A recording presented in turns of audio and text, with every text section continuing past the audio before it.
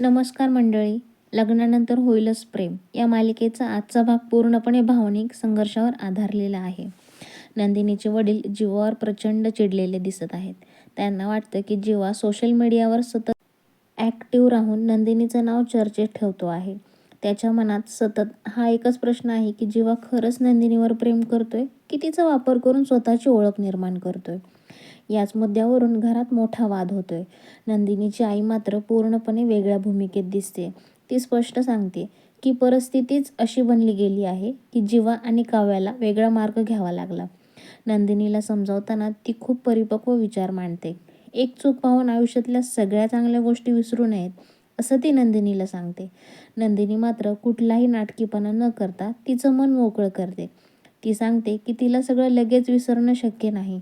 तिला माणूस म्हणून जीवा आवडतो. त्यांच्या चांगल्या गोष्टी तिला आवडतात.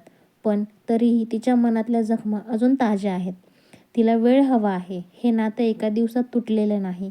त्यामुळे एका दिवसात सावरताही येणार नाही. नंदिनीच्या या बोलण्यात तिची मॅच्युरिटी स्पष्ट दिसतीये. ती प्रेम नाकारत नाही, पण स्वतःच्या वेदनांनाही नाकारत नाहीये. यानंतर नंदिनी एकटी असताना तिच्या मनात गोंधळ सुरू होतो.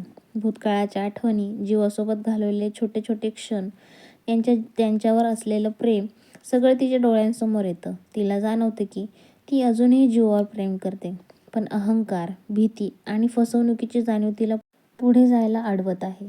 इथून मालिकेत एक भावनिक ट्विस्ट दाखवला जातो. नंदिनीला असं वाटतं की जीवा तिच्यासमोर आला आहे. दोघांमध्ये गोड संवाद होतात. जुन्या आठवणींचा उल्लेख होतो, मस्करी होते आणि अखेर नंदिनी तिचं प्रेम व्यक्त करते. जीवा देखील आपली चूक मान्य करतो आणि नातं पुन्हा नव्याने सुरू करण्याची इच्छा व्यक्त करतो.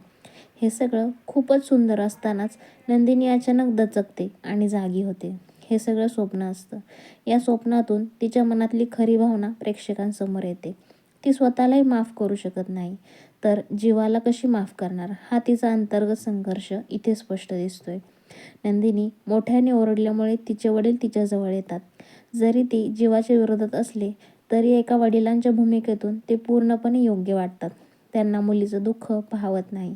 ते सांगतात की 21 दिवसांचं व्रत पूर्ण होईपर्यंत जीवा इथे असेल, पण त्यानंतर काय होईल हे अजून ठरलेलं नाही.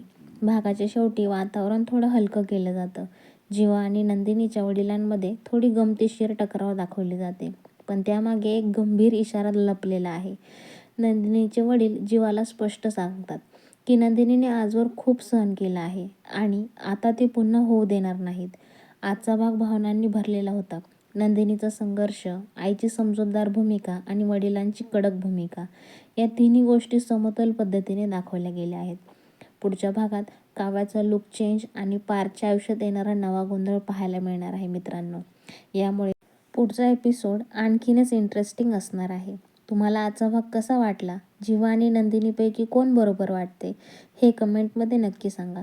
अशाच अपडेटसाठी चॅनलला सबस्क्राईब करा, व्हिडिओला लाईक करा. आपण भेटूया पुढच्या भागात. तुम्ही तुमच्या आयुष्यातला अनमोल वेळ देऊन हा माझा व्हिडिओ पाहताय त्यासाठी मी तुमची मनापासून ऋणी असेल. धन्यवाद मित्रांनो.